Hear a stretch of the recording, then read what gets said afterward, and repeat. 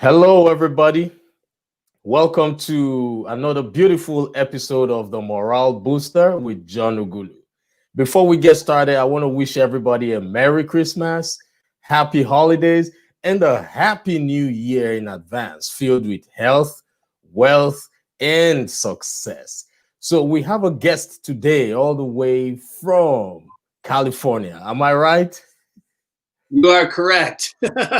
Absolutely, absolutely. So, if you can hear me out there, if you're listening to this program right now and you can hear me, I want you to please type your name and your current city in the comments section. That way, we would know we are not talking to ourselves. And before I introduce the guest, I want to remind everybody watching this program to please remember to share this broadcast, share this video, this message, like and share it, because you might just be saving the life of that one person who has been waiting for a lifetime to hear this message. Thank you. So today, our guest all the way from California, his 20-year track record of sales impact ranges from hundreds of startups to companies like Salesforce, Box, and SurveyMonkey. He is trusted by the fastest growing companies in the world and is recognized worldwide as a best-selling author, as well as an award-winning speaker and a trainer. He is so passionate about growing individuals and teams to create successful companies. So, ladies and gentlemen, I want you all to help me welcome to the stage this amazing entrepreneur. His name is Hilmon Sorey. Hilmon, thank you for joining me on the program.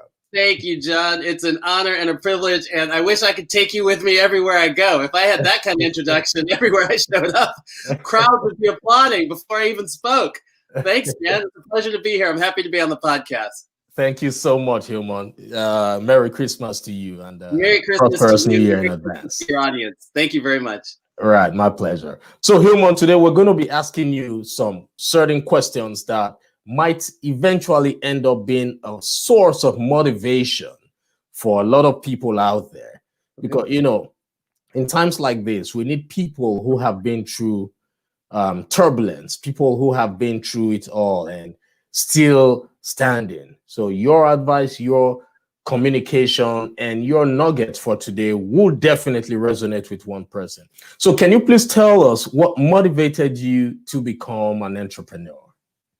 Wow. Now you're going back in time. So if I hop in the time machine and think about the motivation, you know, for a lot of people, the motivation is that they've worked somewhere and they're kind of disgruntled and they kind of feel as though, well, I could just do it myself. And, you know, so they hop out of the workforce and they decide to become an entrepreneur. I'll tell you this, when I was about 6 years old, I remember, have you ever played backgammon before? No. Okay, well, backgammon board game, it comes usually in a nice little leather box that looks like a briefcase. And it's about the size of what a briefcase would look like if 5 and 6 year olds had briefcases. So I used to empty out that game. I didn't even know how to play. I probably didn't even know how to spell it at the time. I would empty out that game. I would go to my father's desk where he had those yellow legal pads, you know, where he would take notes and things like that. I would rip off some of those pieces of paper and I'd stick them into that backgammon game, and I would walk around the house from room to room as though I was going to my meetings. That's how early I knew that I had this energy, this drive, this compulsion to become an entrepreneur. And truthfully, from that point forward, ever since, I remember the first formal company I started, I was 9 years old. I was shoveling snow. By the time I was a teenager, I was mowing lawns in the neighborhood. I've always been an entrepreneur. The other reason, though, I'll tell you, is that I'm a terrible employee. So I don't know if I'm actually going to succeed in life. I can't work for other people because they won't have me. Right. That's a good one. I like that. You know, so, you know, typically a lot of people think that they need to go an extra mile to be able to identify that calling in them, that entrepreneurship calling in them. Yeah. But, you know, as a child, you quickly realize that there are certain things that typically propel you towards that journey you would eventually end up in. But it takes that wisdom to be able to listen. That's why sometimes they tell you need to reconnect, realign with your childhood, because that's where the whole thing started from. Anything that you envisioned while you were a child was already finished. But as long as, while we were now getting into school and meeting people, those visions, those dreams gradually died. So it takes one to reconnect with their childhood vision to be able to step into their calling. Thank you so much for that. So why did you choose your current line of business? Well, it's interesting. I'll piggyback on what you just said, because I want to add something to that. I think you and I are of like mindset, and we've had the opportunity, to work together with Les Brown and get some exposure to some things that I think we all have in common. And one thing I want to underscore about what you said is that before the world tells us who we are supposed to be, there is, I do believe, something innate that has defined who we might become. Right. To your point, when you get exposure, when you have failures, when you have tribulations, when you go through a path where people say that these are the things that define success in this economy or in this society, or because you're a man or a woman, or ethnic backgrounds or religious beliefs, whatever it might be, none of these things are real. These are all things that are foisted upon humans by other human beings, right? I do believe that there's something innate, and I completely agree with you that what it takes as you become an adult is getting back to center and finding a way to identify with that and to allow it to flourish, to explore it a little bit, right? On your own. That does take intentionality. I agree with that completely. So your question was, what drove me into the space that I'm in right now, which is as an author, which is as a speaker, which is as, someone running a global company that works with companies that are I believe changing the world from the vantage point of technology. It goes back to that. If you look, I read this great book. It's called Getting Past Okay. I can't remember the author. And there is one chapter in the very end which talks about how you go about identifying your quote unquote life's purpose, your life's purpose. And it sounds so overwhelming to think like, oh my gosh, first of all, my life has a purpose. And oh my gosh, I don't even know what that purpose is. What am I doing every day? Right? It sounds very overwhelming. Well, the person who wrote the book actually is a technologist who worked for Microsoft and was an early employee at Microsoft. So he decided to deconstruct this in the way that an engineer would. How you go about figuring this out. You know what he came up with, John? He said, think about the things that you derive energy from.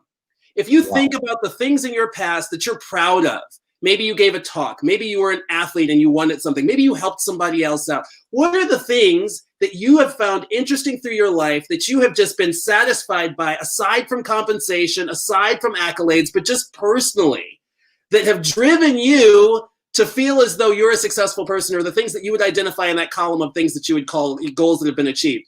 And then look into those and find what is the common denominator. Well, I had the benefit of reading this book about 15 years ago. And everything that I identified fell into the column of helping others grow, of teaching and training people, and not just sharing what limited wisdom I might have, but going out into this giant corpus of intelligence that goes, all the way back to Greek philosophers and all the way through to people who, you meet on the street every day, right? And taking those nuggets and then trying to form them into something that you can apply to your life. And that's what I get passion from. So I don't feel, I am one of those fortunate people today, knock on wood, who does not believe that I wake up and go to work every day. I wake up and do what I love. And it took some crafting to get there. You know what I mean? There were certainly jobs I had that I hated because I had to pay the bills. You know what I mean? But if you keep your eye, to use that phrase, if you keep your eye on the prize, and if you keep realizing what is the thing that you enjoy, and you do that thing that you enjoy regardless of compensation, it suddenly comes to you, and there's a life to be made from it. That's what I found personally, and that's what I've found in people that I coach. I love that. You made mention about thinking about the things you derive energy from. Yes. Which means passion is a major drive. Absolutely. Things that that when you wake up every day, you are always looking forward to it. Because there's so many people who are currently working, and when they wake up, that frustration is always there. And they know that they have the abilities, the skills required to set up something that they love, but they still hold themselves back because of limiting beliefs. I know while you were transitioning into entrepreneurship, you had some limiting beliefs as well. Can you please share with us what challenges you encountered before you finally made that leap? Well, I may have been one of those who made that leap prematurely and failed. Okay. I was not one who kind of stuck around and was like, let me wait this out and let me see and go try it. I was the one that's like, I'm just going to try it, and then fell flat on my face, and then had to go back to the workplace and then tried it again, fell, maybe on my knees this time, and then had to go back to work and tried it again. You know what I mean? And this is something that's really important, particularly for people, regardless of whether you want to be an entrepreneur, whatever it is that I believe you want to succeed at in life. You have to look at this idea of failure as part of the process. There are lots of forms of compensation. One is compensation. One is learning a lesson. Right? Yes. So you don't repeat that and you're able to move forward. If you look at some of the people who we consider so successful today, well, you know what? I mean, even Michael Jordan says, you think about all these game-winning shots I made, you forget about the thousands I missed. You know what I mean? Right. Here's the thing. He took the shot.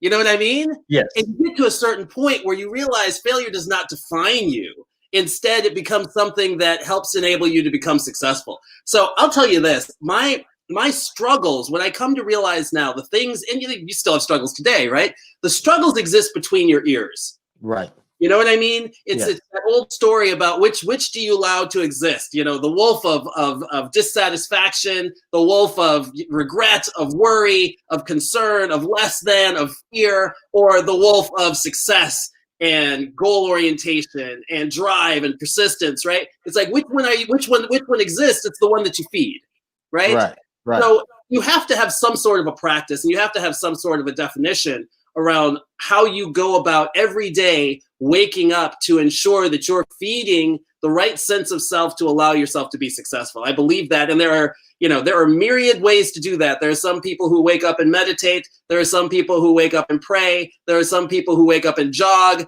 There are some people who wake up and paint. I could go on and on and on. You have to figure out what that is for you, where you find your center. I think that what is universally true is that you have to know how to find your center, whatever that thing is, right? Maybe it's baking, right? Maybe it's hugging your kid, who knows, right? You come up with what that thing might be. But here's the thing. When passion meets imagination, which meets that kind of plan, then the sky's the limit. And here's what I used to do. Here's what I'd love to tell people who are actually in a job. And they're thinking to themselves, they got 1 foot in and they got 1 foot out, and they're thinking, I could be running a business, or I feel called to do this, or everybody tells me that I bake the best cookies they've ever tasted and that I should go start a company, but yet I got to pay the rent. Here's what I began to do. And this is why I was a terrible employee, but it actually served me, okay? Any job I ever had, I never said I'm going to my job or, hey, I've got this boss. The way I looked at it was, I'm running Hilmon Inc. So I'm going to Hilmon Inc. today because I'm learning how to sell to a customer. Right. I'm learning how to manage people. I'm learning how to do accounting. I'm learning how to program. Whatever it might be that you do in your job, it is for your company as well as the benefit you're offering to the rest of the world in the work that you're doing. And if you have that mindset, instead of, oh my gosh, I got to show up and see these people again, oh, that fool's going to come over and say something to me, and it's going to make me mad at the water cooler. Nobody goes to a water cooler now because we're all sitting at home. But you know what I mean? I guess that's a privilege for some folks. But it's all about your perspective. Which wolf are you feeding, right? That's true. That's correct. You're very correct about that. And you actually dropped a lot of nuggets here. You said at least you tried and you failed. Yes. So which means that is part of the process.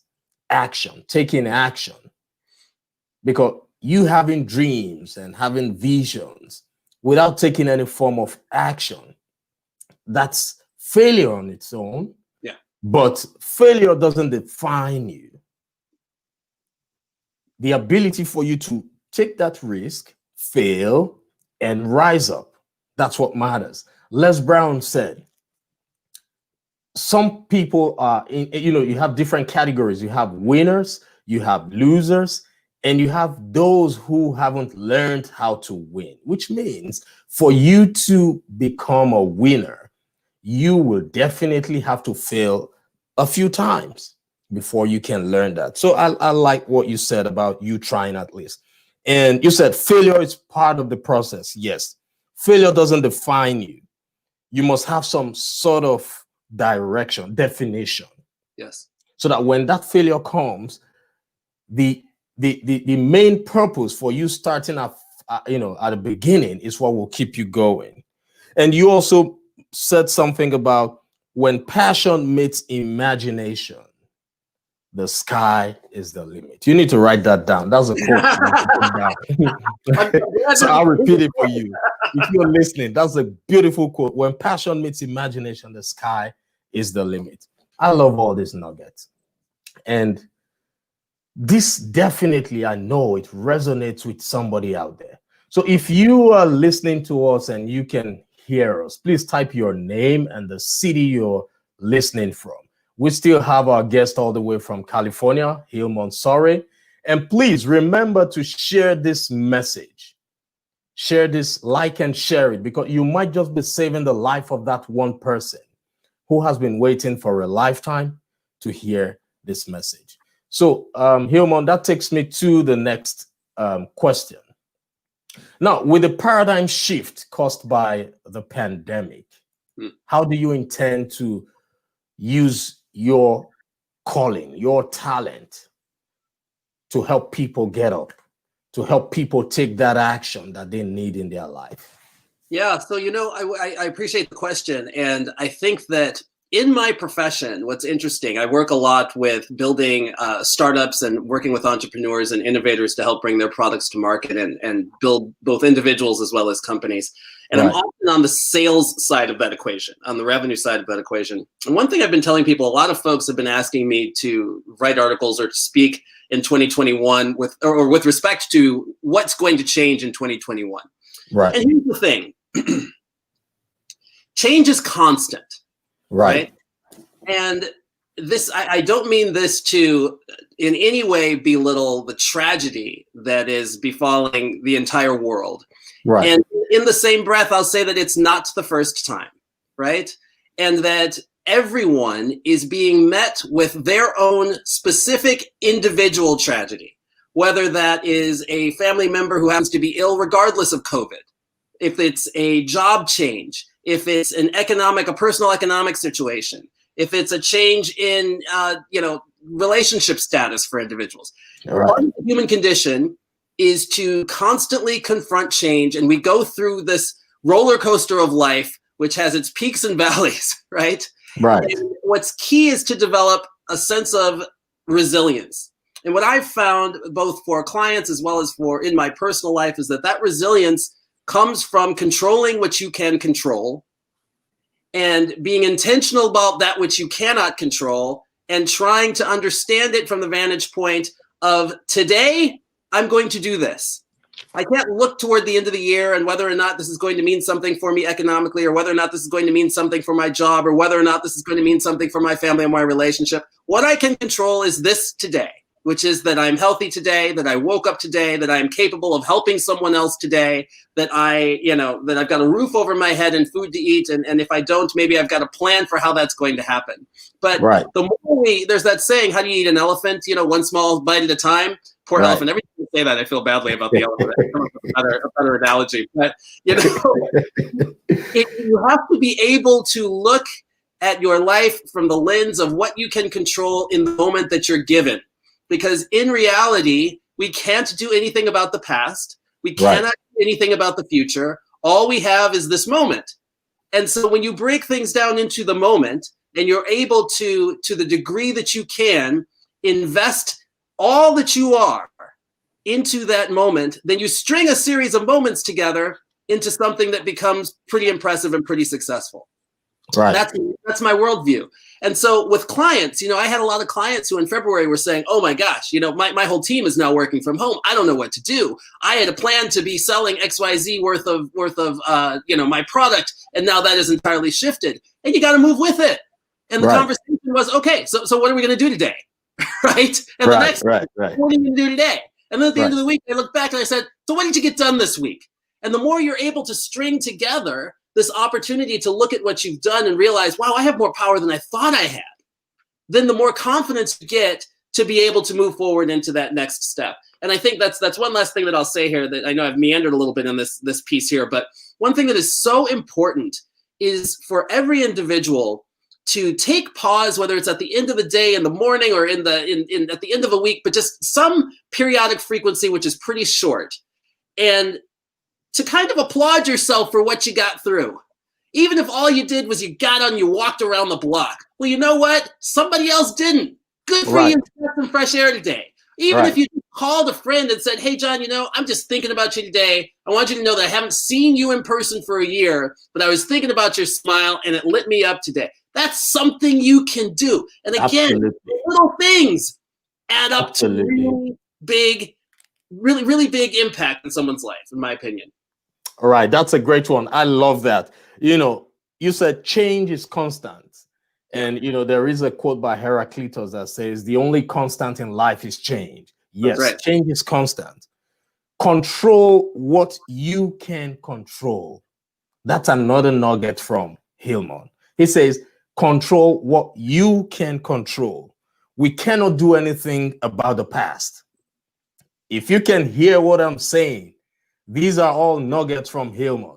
We cannot do anything about about the past. So what he says is that you should pause and always applaud yourself every day. Gratitude, show gratitude. Yes. Because that is paramount. Am I right, Hilmon? Absolutely. Awesome. So if you're still listening to the program, please like and share this video. You might be saving the life of that one person who has been waiting for a lifetime to hear this message. So Hilmon, thank you so much for these nuggets. I want to go to the next question, and that one I hold so dear to my heart. We are going through perilous times right now. Yes. A lot of people have lost loved ones. A lot of people have lost their jobs. And so many businesses have ceased to exist right now. I know you are not a therapist, but what's your advice for those people who are going through these predicaments, like they've lost loved ones or they've lost their jobs? Well, first of all, I know some of these people, and my heart goes out to them. And I will tell you this, it's a difficult question to answer. Right. And my answer might be different than what a lot of people will say. I think that a lot of people, and it bothers me a little bit, the folks who fall into the category of, motivational speaker, right? It's just pull yourself back up, go do it. Man, I've been at places in my life that just felt overwhelming. Right. And I've been in situations, some self-imposed and others imposed by external events, where I just felt like I just don't know what's going to happen next. And what I did not do, that this version of me would look back and say, you should have done this, is I didn't pause to grieve and to just feel as though, it's okay for me to feel a little helpless. It's okay for me to feel small in this universe. It's okay to cry. It's okay to ask for help. There's so much of this, just particularly in, the U.S. society, of just buck up, pull yourself up, get back together, pat yourself on the back, fall down, get up, run. That's great. And there's a place for that, but there are also stages of grief that if you don't process, you'll end up right back where you were. Yes. So I encourage people, in that same way that I said that, people wake up in different ways, and some people pray and some people meditate and some people, we could go through this list, right? I think that what's important is to take the opportunity to kind of self-assess, right, and to figure out where you are, you know what I mean? And to get your legs back slowly but surely. And again, one of the things that has been beneficial to me, I remember this specific exercise, and maybe this can help somebody. I took a notebook and I just wrote down every single little thing that I was grateful for. And it could be that somebody, I remember, I'll never forget this. I was on an L platform in Chicago, the elevated train in Chicago. And I remember being in It was a blizzard. The train was not coming. And this little old woman walked by me and she goes, boy, you need a hat on your head. And she reached into her bag. I was about 17 years old. She reached into her bag and she handed me this knit hat. I don't know where this hat came from. I don't know why she happened to have a hat in her bag, but it reminded me of my mother. That's something she would have said. And right. she didn't just hand it to me. She had me lean over in that way that like a mom does. And she pulled me down on my head. And then she patted me on the head and she kept walking. You know, when you realize that there have been things in your life that you may have even ignored, that were little winks from the universe that, hey, like, I got you. It's okay. You're freezing. There's no train. It's all right. Here's a hat. You know what I mean? You're hungry. Oh, wow. Somebody offered you a muffin. Like, you know what I mean? There's so many things that it can be hard for us to see have truly blessed us and been beautiful in our lives. That when you're in your darkest, looking to those can shed some light and help you to incrementally move out of it. But the thing, I mean, I do have to say that racing out of it, I don't think is the way to go. I think that nulls what is the word I'm looking for? It dulls the human spirit. It gets us to a place where we don't have an appreciation for each other, a love for each other, a passion or compassion for each other's existence in the world, when all we're doing is just hustling to the next thing. The hustle culture does terrible service to the idea of humanity. And again, the constant change is constant, but appreciating each season, I think, is vital. Right. Thank you so much for that. You know, you said something about being okay to grieve. Yes. You also made mention about seeking help when and where help is needed. We understand so many people have been impacted one way or the other. But it's okay to also understand that for those who have lost loved ones, those people are in a, you know, if your relative or friend has transitioned, that person is no longer on earth. That person is in a better place.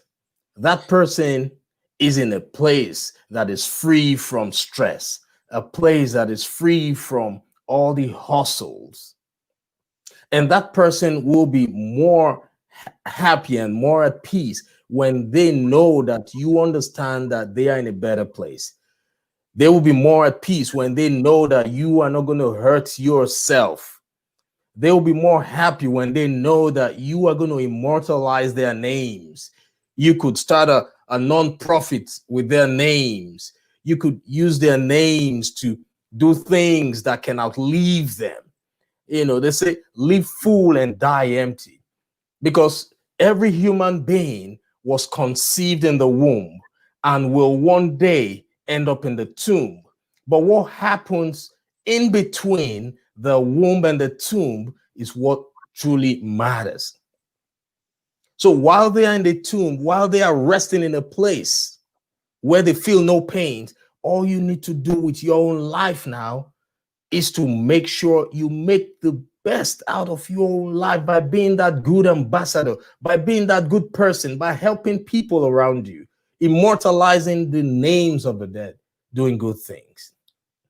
I know it's not easy, but it's okay to grieve, and it's okay to seek help when and where help is needed. Am I right, Hilmon? You are correct, sir.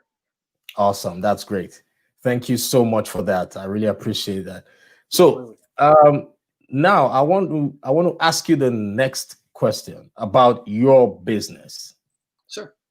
Do you work with startups? Do you have a selected category of people that you work with? Do you have any coaching programs for those who want to become entrepreneurs, who want to become speakers, authors? Do you have any programs for them? You know, that's a great question. Maybe I'll add that to my list for 2021. I do not. Although I will say this, I'm happy to talk to anybody who is interested in that path. You know, in this kind of a vein, I'm happy to shed what wisdom I have in that respect. My company is threefold. So Closed Loop is a management consulting, training, and enablement organization that works with scale-up companies and startups to help them grow revenue, basically, and help them to develop sales teams and everything that is involved in what we call go-to-market, which is, you know, taking your product out of your space and into somebody else's where they buy it. Right. And we work with companies that range from a couple folks in a garage who've come up with an idea and they've gotten somebody who's given them some money and said, hey, why don't you try this, make a go of it, you know, in the startup community, all the way up through some of those folks that you mentioned, like Salesforce, SurveyMonkey, Box, you know, we work with Lenovo and other companies. So that's Closed Loop. Then there's Closed Loop University. Closed Loop University is actually our on-demand sales training portal for B2B, for folks who are in business-to-business sales. And that's closedloopuniversity.com. And there you can go and you can purchase courses on your own and learn about our methodologies and the things that we use in these larger companies for them to become successful. And you can pick this up on your own and either develop your own company or become more successful in your own capacity at your own organization. And then finally, we have Closed Loop Capital. Closed Loop Capital is our accelerator where we invest in startup companies with an idea towards venture capital and helping them grow. We also provide technical assistance to them in our wheel of expertise with respect to go-to-market and sales functionality. But those are the three spaces within Closed Loop. And then obviously I do some speaking and we've written 8 books thus far in the sales. And we've got, I think, 4 more coming next year. Wow, that's awesome. That's awesome. I'm just working on my first one and it's taking forever, you know. The first one's the hardest. The first one's the hardest for sure. Once you get that one done, the others will soon follow. Yes, you know. Thank you.